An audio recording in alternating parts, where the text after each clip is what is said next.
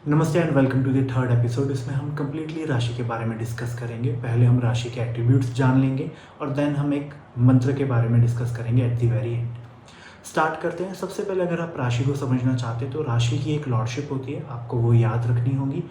सबसे पहले स्टार्ट करते हैं एरीज के साथ। एरीज की जो सब लॉर्डशिप होती है वो मार्स को दी जाती है, टॉरस की वीनस को, जेमिनाई की मर्क्यूरी को, कैंसर की मून को, लियो की सन को, Virgo again Mercury, Libra Venus, Scorpio की दो है Mars and Ketu, ninth that is Sagittarius इसकी जुपिटर को दी गई है, 10th की सैटर्न, 11th की Saturn and Rahu and Pisces की जुपिटर।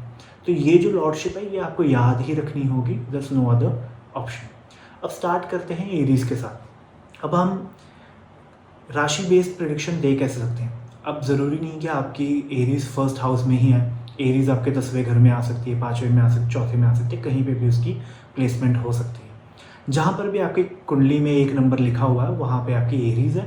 और आपको करना क्या है, जो अब मैं एट्रीब्यूट्स आपको बताऊंगा उन एट्रीब्यूट्स को आपको हाउस के साथ मिक्स करके वो कम्प्लीटली आप एक प्रिडिक्शन दे सकते हैं। जैसे फॉर एग्जांपल जहाँ पर भी एरीज होगी आप कुछ नया स्टार्ट करोगे। तो अगर आपके 10वें घर में आ गई तो आप अपने काम के ऊपर कुछ नया स्टार्ट करोगे। अगर आपके सेकंड घर में आ गई तो आप एक कम्प्लीटली ऐसी चीज़ स्टार्ट करोगे जो आपके फैमिली में कभी किसी ने नहीं की थी।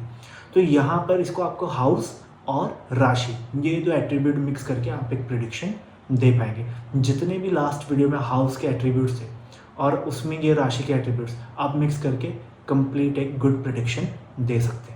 सेकेंड हम बात करते हैं टॉरस राशि की। टॉरस एक बड़ी ही डिवोटेड राशि है और ये अपनी चीज़ों को लेके बड़े ही पर्टिकुलर होते हैं। ये छोटी छोटी चीज़ों का बहुत ही ज़्यादा ख्याल रखते हैं और इन्हें उन चीज़ों में प्राइड भी बड़ा होता है। अब टॉरस अगर आपके सेकंड घर में आ गई तो सेम ये फैमिली के ऊपर लागू हो जाएंगे। 10वें में आ गए आपके काम के ऊपर, 9th में आ गए आपके लॉन्ग टर्म प्लानिंग को लेकर। तो आपको हाउस के एट्रीब्यूट्स यहाँ पर ऐड कर लेने हैं। और एक और टॉरस की बात मैं आपको बता दूं, टॉरस जहाँ पर भी होगा ना उस चीज़ को लेके आपको खुद की तारीफ सुनना बहुत पसंद होगा। यू वुड वांट कि आपको वहाँ पे कोई ना कोई अप्रिशिएट करे। जैसे कि एग्जांपल ले लिए 9th हाउस में आपका सेकंड नंबर टॉरस आ गई तो आप चाहेंगे कि आपके जो गुरु हैं, आपके फादर हैं, वो आपके काम के वो जो आप काम करेंगे उसको अप्रिशिएट करें। तो ये आपकी रिक्वायरमेंट होगी, ये आपकी नीड होगी। जेमिनाई की अगर बात करें तो जेमिनाई एक बड़ी ही सेल्फ सेंटर्ड राशि है। इन्हें हमेशा ही प्रॉफिट के बारे में बात करना पसंद होगा। ये हमेशा कुछ ना कुछ कैलकुलेट कर रहे होंगे, कुछ ना कुछ एनालाइज ही कर रहे होंगे। तो ये इसकी एट्रीब्यूट है। बट एक इसकी नेगेटिव एट्रीब्यूट भी ये आता है कि ये अपनी मिस्टेक को एक्सेप्ट नहीं कर सकते। ये अपनी मिस्टेक के बारे में सुनना बिल्कुल भी पसंद नहीं करेंगे, चाहे उनको पता भी है कि वो वहाँ पर गलत है, but still they will not accepted. तो ये अब हाउस पे आप लगा के देखिए, जिस हाउस में भी आपकी 3 नंबर जेमिनाई लिखा हुआ आ रहा है वहाँ पर आप मिस्टेक एक्सेप्ट नहीं करेंगे। कैंसर की अगर हम बात करें तो कैंसर एक बड़ी ही डिफरेंट राशि है। यहाँ पर आप बहुत ज़्यादा, जैसे हिंदी में वर्ड होता है चंचल, आप बड़े ही चंचल स्वभाव के होंगे। यहाँ पे बड़ी ही आप अनएक्सपेक्टेड चीज़ें करोगे। और यहाँ इस घर की अगर दशा आ गई और अगर ये घर एक्टिवेट हो गया किसी भी वे से तो आप यहाँ पे मेक श्योर करोगे यहाँ पे एक मेजर ट्रांसफॉर्मेशन डेफिनेटली आएंगी।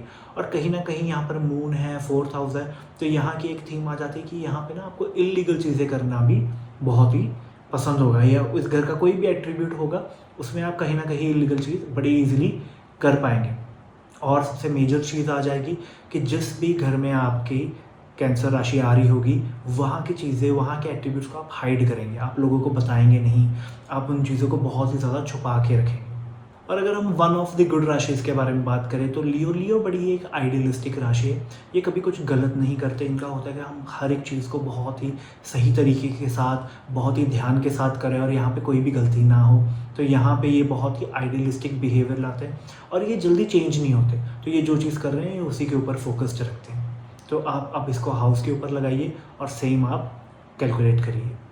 जहाँ पर भी आपका वर्गो होगा उसके वहाँ पर आप बहुत ही ज़्यादा नॉलेजेबल होंगे। उन चीज़ों को आप बहुत ही ज़्यादा प्लान करेंगे, फिर डिटेल में डिस्कस करेंगे, एनालाइज करेंगे और फिर उसके ऊपर आप वर्क करेंगे। और एक और बड़ी ही डिफरेंट चीज़ वर्गो के लिए ये आप कह सकते हैं कि जहाँ पर भी आपका वर्गो होगा वहाँ पर चीज़ें दोबारा होगी, 2 बार करेंगे तो वो टास्क पूरा होगा। और अगर ये चेक करें, सपोज करिए आपकी महादशा चल रही है या फिर उस प्लैनेट की दशा चल रही है जो वर्गों के अंदर बैठा हुआ है, तो देन डेफिनेटली आपके साथ ये थीम ही बन जाएगी कि आपका जो भी काम हो रहा है वो सेकंड ट्राई में हो रहा है। नेक्स्ट हम बात करेंगे सेलिब्रेशन की राशि की, जो कि है लिब्रा। जहाँ पर भी आपका लिब्रा होगा वहाँ की चीज़ें आपको सेलिब्रेट करना बहुत ही ज़्यादा पसंद होगा। जहाँ भी लिब्रा होगी वहाँ पर आपको बैलेंस लाना, बैलेंस रखना चीज़ों में बहुत ज़्यादा पसंद आएगा। और यहाँ पे हमेशा आपको 2 चीज़ें या 2 चॉइसेस होंगी। आपको डिसाइड करना होगा कि ये करना है या फिर वो करना है। तो जहाँ पर भी आपका लिब्रा आ जाएगा, सपोज़ करिए आपके काम में आ जाए, तो हमेशा आपको काम की 2 चॉइसेस होंगी कि हम इस वे से भी प्रोसीड कर सकते हैं या फिर हम इस तरीके से ये वाला काम कर सकते हैं। तो लिब्रा के ये एट्रीब्यूट्स हैं। स्कॉर्पियो अगेन एक थोड़ी सी डिफ़िकल्ट राशि मानी जाती है। स्कॉर्पियो जहाँ पे भी होगा वहाँ पे आपको इंसल्ट सहनी पड़ेगी, आपके साथ वहाँ पे स्कैंडल हो सकते हैं, वहाँ पे एक मेजर ट्रांसफॉर्मेशन हो जाएगी, चीज़ें बड़ी ही ज़्यादा अनसर्टेन होगी। और स्कॉर्पियो की एक बड़ी ख़ास बात यह है कि जहाँ पर भी स्कॉर्पियो होता है वो उसके ऑपोजिट जो 7वें घर में साइन होता है उसकी चीज़ों को भी अट्रैक्ट कर लेता है। तो Scorpio is a magnet sign. अगर वो 8वें घर में है आपके, तो सेकंड हाउस के सेकंड घर में जो राशि है उसके एट्रीब्यूट्स भी वो ड्रॉ करेगा अपने ऊपर। सो ये स्कॉर्पियो एक ऐसी राशि है जिसको आपको बड़े ध्यान से देखना पड़ता है। सेजिटेरियस जैसे कि जुपिटर की राशि है, तो सेजिटेरियस आपका जहाँ पर भी होगा उस चीज़ की आपको बहुत ही ज़्यादा नॉलेज होगा और बहुत ही डिटेल में, जैसे वर्गो में भी आपको नॉलेज होगी, सेम सेजिटेरियस में भी आपको बहुत ज़्यादा ही नॉलेज होगी उस चीज़ के ऊपर। आप उन चीज़ों को लेके बहुत ही लॉन्ग टर्म तक प्लानिंग करेंगे, बहुत ही ज़्यादा उस पर डिवोटेड होंगे। एक टिप जो होगी, अगर जहाँ पर भी आपकी सेजिटेरियस राशि आ रही है उन प्लैनेट की चीज़ों के लिए या फिर उस हाउस की चीज़ों के लिए, जब तक आपसे कोई एडवाइस नहीं मांगता आप एडवाइस दीजिए मत। स्पेशली सेजिटेरियस की ये बात हो रही है यहाँ पर। सैटर्न की 2 राशियाँ हैं, जैसे कैप्रिकॉर्न है, तो कैप्रिकॉर्न में अगर आपको सक्सेस चाहिए तो वहाँ पे आपको बिना किसी एक्सपेक्टेशन के वर्क करना होगा। इस घर के जितने भी सिग्निफिकेशन होंगे आप बहुत उसे हाइड करके रखेंगे। और यहाँ पर एक जितना रिसर्च में चेक किया गया, जितना स्टडी में पाया गया कि अगर कैप्रिकॉर्न में कोई भी अफ्लिक्शन आता है तो वो टॉरस को भी डेफिनेटली अफेक्ट करता है। तो यहाँ पे ये राशियों का कनेक्शन भी यहाँ पर बैठा हुआ है। और अगर हम एक्वेरियस की बात करें, जहाँ पर भी आपका एक्वेरियस होगा वहाँ पर कोई ना कोई आपको डेफिनेटली चीट करेगा। तो ये एक मेजर एट्रीब्यूट है एक्वेरियस का। जहाँ पर भी एक्वेरियस होगा, एक और चीज़ का आप ध्यान रख सकते हैं कि वहाँ उस चीज़ का आपको एडिक्शन बड़ा होगा। अगर आपके वो 10वें घर में है तो आपको आपके काम से बहुत ज़्यादा एडिक्टेड होंगे। अगर सपोज़ कीजिए कि आपके वो 11वें घर में है तो आप अपने फ्रेंड्स के साथ, अपने गेम्स के साथ बहुत ज़्यादा एडिक्टेड होंगे। सिमिलरली 4th हाउस में अगर आपकी 11 नंबर राशि आ रही तो आप अपने मदर के साथ, अपने घर के साथ, गाड़ी के साथ, यहाँ पर आप बहुत ही ज़्यादा एडिक्टेड महसूस करेंगे। पाइसेस की अगर बात करें तो पाइसेस से 2 बड़े मेजर प्रेडिक्शंस निकल के आते हैं। अगर कोई आपको पूछेगा कि मैं अपने खुद के पैरों पे कब खड़ा हो पाऊँगा, तो आपको पाइसेस की कंडीशन चेक करनी है। जितनी अच्छी कंडीशन पाइसेस साइन की होगी, वहाँ पे अच्छा प्लैनेट बैठा होगा, अच्छी दृष्टि उसके ऊपर होगी, उतनी ही आप उसको जल्दी आंसर दे पाएंगे, प्रॉपर एक वे में आंसर दे पाएंगे कि वो अपने पैरों के ऊपर कब खड़ा हो पाएगा। यहाँ से आपकी स्पेंडिंग कैपेसिटी भी देखी जाएगी, आप कितना स्पेंड कर पाएंगे, वो भी पाइसेस साइन पे आएगा। और पाइसेस साइन का एक डिफ़िकल्टी ये है कि यहाँ पर आपको कोई हेल्प कर नहीं पाएगा। तो यहाँ पे आपको 2 ही चीज़ें हेल्प कर सकती है, एक गॉड हेल्प कर सकते हैं और आपको खुद की मदद खुद ही करनी है। तो जहाँ पर भी आपका पाइसेस आ रहा है, सपोज़ करिए कि आपका पाइसेस आपके 10वें घर में आ गए, तो आपको आपके काम के ऊपर कोई हेल्प नहीं करेगा। आपको खुद ही सब कुछ सीखना पड़ेगा, मैनेज करना पड़ेगा और फिर उसे ही वर्क करना पड़ेगा।